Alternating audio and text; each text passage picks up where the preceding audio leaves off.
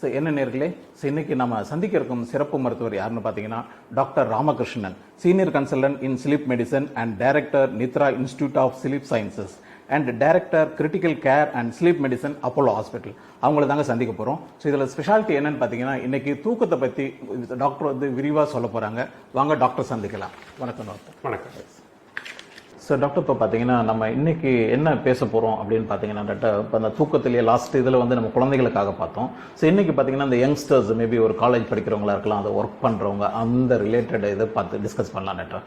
So இப்போ இது மெயினாக பார்த்தீங்கன்னா டாக்டர், இப்போ இந்த படிக்கிறவங்க என்ன பண்ணாங்க, இந்த மொபைல் அதிகமாக பார்க்குறாங்க டாக்டர். அதுவும் பார்த்தீங்கன்னா லேட் நைட்டு எனி டைம் மொபைலில் கேம் விளையாடுறது, மொபைலில் சாட் பண்ணுறது, இது பண்ணிட்டு இருக்காங்க. இதனால வந்து அவங்களுக்கு தூக்கம் எப்படி பாதிக்கும், அதை பற்றி சொல்லுங்கள் டாக்டர்.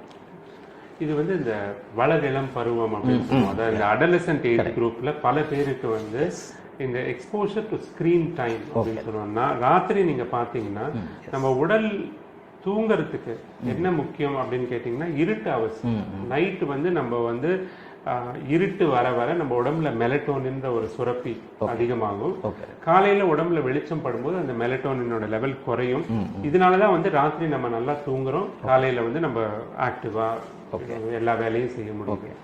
பல பேர் என்ன புரிஞ்சுக்க மாட்டேங்கிறாங்கன்னா, நம்ம படுக்க போகிற வரைக்கும் நம்ம கண்ணுக்கு அந்த வெளிச்சம் போச்சுன்னா நம்ம தூக்கம் அஃபெக்ட் ஆகும். இந்த வெளிச்சம்ன்றது பல விதமா வரலாம். ஒண்ணு, ரூம்ல லைட் பிரகாசமா இருந்தா அதனால வரலாம். ரெண்டாவது வந்து பல பேருக்கு வந்து இந்த லேப்டாப் யூஸ் பண்றதோ, கம்ப்யூட்டர் யூஸ் பண்றதோ அதனால வரலாம். இல்ல இப்ப இந்த டேப்லெட் அப்படின்னு சொல்றாங்க, அந்த டேப்லெட் போன் எல்லாமே இந்த ஸ்மார்ட் போன்ல இல்லாத விஷயங்களே கிடையாது. அதனால பல பேர் வந்து இதெல்லாம் யூஸ் பண்றதுனால கண்ணுக்கு நேராக வெளிச்சம் படுறதுனால கண்டிப்பா இது வந்து தூக்கத்தை அஃபெக்ட் பண்ணும்.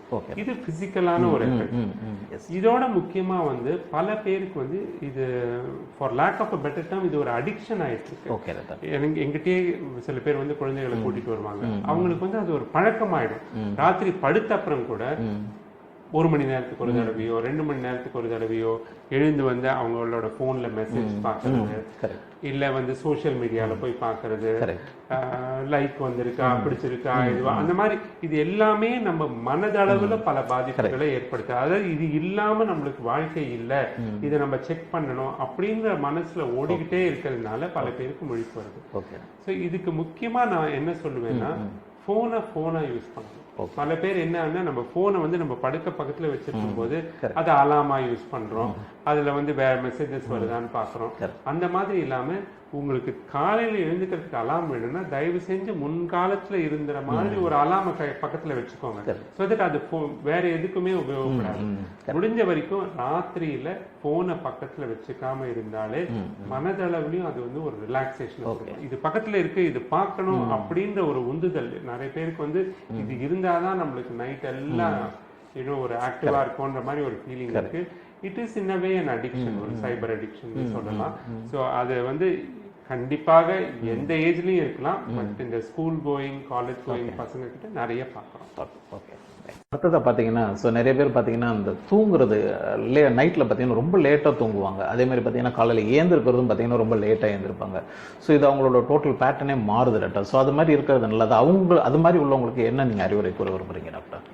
இது நீங்க முன்ன கேட்ட கேள்வியோட ஒரு விதமான கண்டினியூவேஷன் தான் நான் சொல்லுவேன்.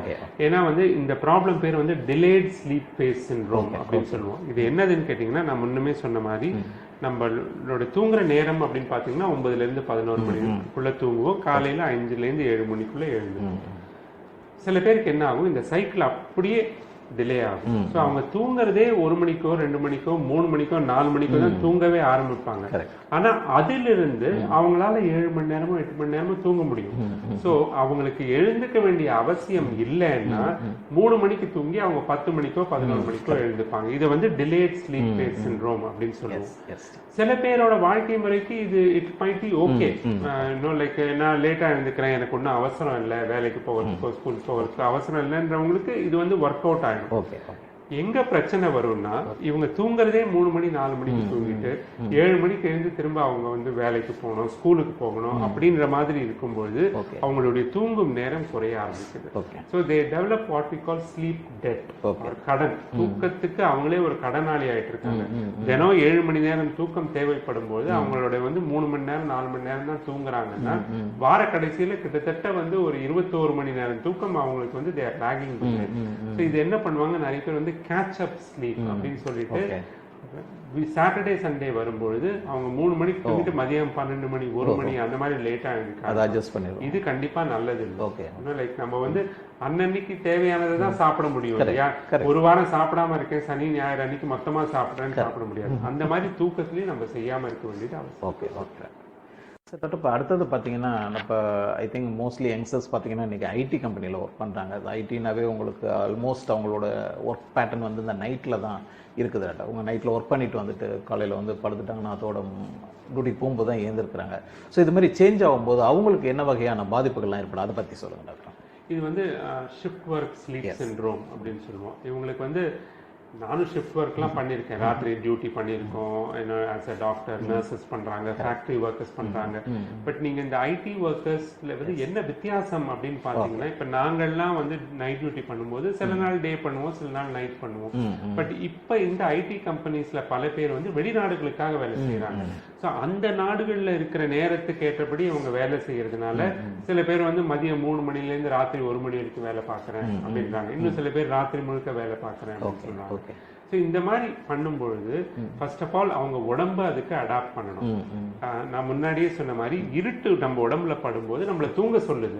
ஆனா இவங்க அந்த நேரத்தில் முழிச்சிட்டு இருக்க வேண்டியிருக்கு. முழிச்சிட்டு இருக்கிறதுனால சுத்தி இருக்கிற இருட்டெல்லாம் தூங்க சொல்லுது, ஆனா கண்ணு முன்னாடி இருக்கிற வெளிச்சம் அவங்கள வேலை செய்ய சொல்லுது. இதுக்கு ஆப்போசிட்டா அடுத்த நாள் காலையில அவங்க வீட்டுக்கு திரும்ப வந்து படுக்க போகும்போது சுத்தி வெளிச்சமா இருக்கு, ஆனா இவங்க தூங்கணும். சோ இது எல்லாமே வந்து பலவிதமான மாற்றங்களை அவங்கள உடம்புல ஏற்படுத்துது. இதுக்கு வந்து சின்ன சின்ன விஷயங்கள் அவங்க வந்து புரிஞ்சுக்கிட்டு, ஓகே இது நமக்கு தேவை, இந்த வேலையை நம்ம செய்ய போறோம், இதுக்கு ஏற்றபடி நம்ம உடம்புல மாத்திக்க போறோம் அப்படின்ற மாதிரி சில விஷயங்கள் செய்யணும். உதாரணத்துக்கு கரெக்டான வேலையில எப்படி சாப்பிடுறது. சின்ன எக்ஸாம்பிள் சொல்லணும்னா, ராத்திரி ஷிஃப்ட் வேலை பார்க்கிற ஒருத்தர் வந்து வேலைக்கு போகும்பொழுது அவர் சாப்பிடுறது அவரோட பிரேக்ஃபாஸ்ட், மற்றவங்களுக்கு அது டின்னர், ராத்திரி வேலை சாப்பாடு. இவர் வந்து நல்லா சாப்பிடலாம், மற்றவங்க கொஞ்சமா சாப்பிடணும். ஆஃபீஸில் இருக்கும் பொழுது அவங்க வந்து மத்தியானம் ஒரு லஞ்ச் மாதிரி கொஞ்சம் லைட்டா ஏதாவது சாப்பிடலாம். பட் பல பேர் அதை மிஸ் பண்ணிட்டு என்ன பண்றாங்க, ஒரு மாதிரி ஜங்க் ஃபுட்ஸ் எல்லாம் சாப்பிடுறாங்க ராத்திரியில. காலையில எல்லாம் முடிச்சுட்டு திரும்ப வரும்பொழுது மற்றவங்க எல்லாம் பிரேக்ஃபாஸ்ட் சாப்பிட்டுட்டு இருக்காங்க, ஆனா இவங்களுக்கு இது டின்னர். ஏன்னா இன்னும் கொஞ்ச நேரத்துல இவங்க தூங்க போறாங்க. ஸோ அதை அவங்க லைட்டா சாப்பிட வேண்டியது அவசியம். சாப்பிட்டுட்டு படுக்க போகும்பொழுது நல்ல ரூம் எல்லாம் இருட்டாக்கிட்டு, நான் முன்னுமே சொன்ன மாதிரி பக்கத்துல போனை தயவு செஞ்சு வச்சுக்காதீங்க. ஏன்னா இது டே டைம், மற்றவங்க எல்லாம் பிஸியா இருக்காங்க, அவங்க எல்லாம் அவங்களை கூப்பிட்டுட்டே இருப்பாங்க, அவங்களுக்கு தெரியாது நீங்க ராத்திரி வேலை செய்யறது. ஸோ இந்த மாதிரி நம்ம கேர்ஃபுல்லா நம்ம உடல் பற்றி ஒரு ஆரோக்கியம் அவசியம்ன்றதை புரிஞ்சு கொண்டு நம்மளோட லைஃப் ஸ்டைலை கரெக்டா மாத்திக்கிட்டோம்னா ஷிஃப்ட் ஒர்க் நிறைய பேரால கோப் பண்ண முடியும். இதையும் தாண்டி சில பேருடைய உடம்பு அது கோப் பண்ண முடியலன்னா அதுக்கு ட்ரீட்மெண்ட்லாம் இருக்கு, மாத்திரைகள் கொடுக்கலாம், லைட் தெரப்பி அப்படின்னு சொல்லுவாங்க. எந்த நேரத்துல வெளிச்சம் கரெக்டா அவங்க உடம்புல படணும் அப்படின்றதுக்கு ஏற்றபடி நம்ம கற்றுக் கொடுத்தோம்னா பல பேருக்கு அவங்களோட தூக்கம் பெற்று.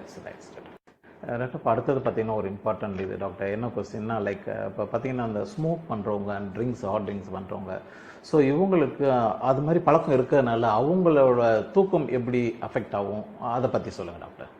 ஸ்மோக்கிங் வந்து நிக்கோட்டின் இஸ் ஸ்டிமுலன்ட். அது வந்து நம்ம மூளையை வந்து ஆக்டிவா வச்சிருக்கோம். இன்ஃபேக்ட் காஃபி குடிக்கிறது கூட, கேஃபீன் கூட ஒரு ஸ்டிமுலன்ட் தான். ஸோ இந்த ஸ்மோக்கிங், கேஃபீன் எல்லாமே வந்து என்ன பண்ணும் அப்படின்னா நம்ம பிரெயினை ஆக்டிவா வச்சிருக்கோம். ஸோ அதனால நம்மளுடைய தூக்கம் கண்டிப்பா கெட்டு போகும். சில பேர் என்ன சொல்லுவாங்க, எனக்கு ஒன்றும் பிரச்சனையே இல்லைங்க, நான் காஃபி குடிச்சிட்டு கூட படுக்க தூங்க போவேன் அப்படின்னு சொல்லுவாங்க. ஆனால் ரிசர்ச் பண்ணதுல பார்த்தீங்கன்னா இந்த ஸ்மோக்கிங், லைக் காஃபி, இந்த மாதிரி ஸ்டிமுலன்ஸ் யூஸ் பண்ணும்பொழுது கண்டிப்பாக அவங்களுடைய தூக்கம் நல்ல டீப் ஸ்லீப் இல்லை, ரொம்ப ஃப்ராக்மெண்டடா கண்டினியூஸா தூங்காத மாதிரி எல்லாம் பல பேருக்கு இருக்கும். ஆல்கஹால் இன்னும் சில பிரச்சனைகள் காஸ் பண்ணாது. அது என்னன்னா ஒரு விதமான ஒரு மந்த நிலை ஏற்படுத்தும் உடம்புல. தூங்கினதா நினைச்சிட்டு இருப்பாங்க, ஆனா அது நல்ல தூக்கமா இருக்காது. அதே மாதிரி வந்து சில பேர் வந்து குரட்டை விடுறவங்களுக்கு எல்லாம் வந்து ஆல்கஹால் குடிக்கும்போது குரட்டை அதிகமாகும். ஸோ அது ஸ்லீப் ஆப்னியான்ற ஒரு பிரச்சனையோட அறிகுறியா இருக்கலாம். ஸோ கண்டிப்பா வந்து ஸ்மோக்கிங், ஆல்கஹால், காஃபி எல்லாமே வந்து நம்ம தூக்கத்தை அஃபெக்ட் பண்ணக்கூடிய வாய்ப்பு இருக்கு. நாங்க என்ன சொல்லுவோம்னா, காஃபி 1-2 கப் குடிக்கிறது பரவாயில்ல, பட் சாயங்காலம் ஒரு 5 மணிக்கு அப்புறம் குடிக்காம இருக்கிறது நல்லது. ஸ்மோக்கிங் கம்ப்ளீட்லா அவாய்ட் பண்றது நல்லது. அப்படி ஒரு வேளை அவாய்ட் பண்ண முடியலன்னா அட்லீஸ்ட் தூங்குறதுக்கு ஒரு 4-5 ஹவர்ஸ்க்கு முன்னாடி அப்புறம் ஸ்மோக் பண்ணாம இருந்தா நல்லது. Alcohol again once in a while is okay, ரொம்ப லார்ஜ் குவான்டிட்டி இல்லாம. பட் அதனால தூக்க பிரச்சனைகள் வர ஆரம்பிச்சா கண்டிப்பா அதை வந்து குறைச்சு நிறுத்த வேண்டியதா. ஓகே ஸோ டாக்டர், இப்போ பார்த்தீங்கன்னா அந்த யங்ஸ்டர்ஸுக்கு அந்த தூக்கம் எவ்வளோ இம்பார்ட்டண்ட்டு, ஸோ அந்த தூக்கத்தை எப்படி அவங்க மேனேஜ் பண்ணணும், அதை பற்றி ஒரு 5 பாயிண்ட்ஸ் விழிப்புணர்வு மெசேஜாக நீங்கள் சொல்லுங்கள் டாக்டர். கண்டிப்பாக இளைஞர்கள் புரிஞ்சுக்க வேண்டிய ஒரு முதல் விஷயம், தூக்கம் வந்து ஒரு அவசியமானது, அதை வந்து இக்னோர் பண்ணாதீங்க. நம்பர் 2, தூங்குறத கண்டினியூஸா தூங்கணும். அதை வந்து அடிக்கடி முழித்து கொண்டு வேற ஏதாவது வேலை பண்றது அந்த மாதிரி பண்ணாம கண்டினியூஸா நீங்க தூங்கினீங்கன்னா உங்களுக்கு வந்து நல்ல ஆழ்ந்த தூக்கம் கிடைக்கும். உங்களோட ப்ரொடக்டிவிட்டி இம்ப்ரூவ் ஆகும். உங்களுக்கே அடுத்த நாள் வந்து முன்னையோட நான் நல்லா வேலை செய்யறேன், என்னால கான்சென்ட்ரேட் பண்ண முடியுது அப்படின்னு ஒரு ஃபீலிங் இருக்கும். இன்னொரு முக்கியமான விஷயம், போன், இந்த மாதிரி செல்போன், ஸ்மார்ட் போன் யூஸ் பண்றதோ இல்லை இந்த டேப்லெட்ஸ், லேப்டாப்ஸ், இது எல்லாமே கண்ணுக்கு நேர வெளிச்சம் பண்றதுனால உங்க தூக்கத்தை பாதிக்கக்கூடிய வாய்ப்பு அதிகம். ஸோ லேப்டாப்போ டேப்லெட்டோ யூஸ் பண்றதுல தப்பு கிடையாது, பட் ஒரு 9-10 மணிக்கு அப்புறம் அதை நீங்க ஸ்டாப் பண்ணி நேர் வெளிச்சம் படாம இருக்கிறது அவசியம். கண்டிப்பா ராத்திரி பக்கத்துல செல்போனை வச்சுக்க வேண்டாம் அப்படின்றது வந்து ஒரு முக்கியமான ஒரு அட்வைஸ். அதுக்கு உங்களோட தூக்கம் பெட்டரா இருக்கும். ராத்திரி படுக்க போகிறதுக்கு முன்னாடி நம்ம முன்னாடியே சொன்ன மாதிரி சாப்பாடை ஒரு 1.5-2 மணி நேரம் முன்னாடியே சாப்பிட்டுட்டு தூங்க போகிறதுக்கு முன்னாடி கொஞ்சம் ஹெல்த்தியா ஏதாவது மில்க் வித் ஹனி இல்லை வாழைப்பழம் சாப்பிட்டீங்கன்னா உங்க தூக்கம் நல்லா இருக்கும். Thank you doctor. இப்போ இவ்வளோ நேரம் பார்த்தீங்கன்னா அந்த யங்ஸ்டர்ஸுக்கு தூக்கம் எவ்வளோ இம்பார்ட்டன்ட், அதுமாரி ட்ரிங்க்ஸ் பண்ணுறவங்க, ஸ்மோக் பண்ணுறவங்க, அவங்களுக்கு தூக்கம் எவ்வளோ இம்பார்ட்டன்ட், அதை பற்றிலாம் ரொம்ப அழகாக சொன்னீங்க டாக்டர். உங்களோட பிஸியான ஷெடியூல்லையும் எங்களுக்கு நேரம் ஒதுக்கி கொடுத்து நேயர்களுக்காக உங்களோட கருத்தை பகிர்ந்துக்கிட்டீங்க டாக்டர். அதற்காக நன்றி டாக்டர். என்ன நேயர்களே, மருத்துவர்கள் கூறிய கருத்துக்கள் அனைத்தும் உங்களுக்கு பயனுள்ளதாக இருக்கும் என்று நாங்கள் நம்புகிறோம். எங்களோட ஒவ்வொரு வீடியோவும் உங்களை டைரெக்டாக வந்து ரீச் ஆகணும்னா எங்களோட சேனலை சப்ஸ்கிரைப் பண்ணுங்கள், பக்கத்தில் இருக்க பெல் பட்டனை ப்ரெஸ் பண்ணுங்கள், உங்களோட டவுட்டை கமெண்ட் பண்ணுங்கள், லைக் பண்ணுங்கள், ஃப்ரெண்ட்ஸ் அண்ட் ஃபேமிலிக்கு ஷேர் பண்ணுங்கள். மீண்டும் வேறு ஒரு சிறப்பு மருத்துவருடன் உங்களை அடுத்த வீடியோவில் சந்திக்கிறேன். நன்றி, வணக்கம்.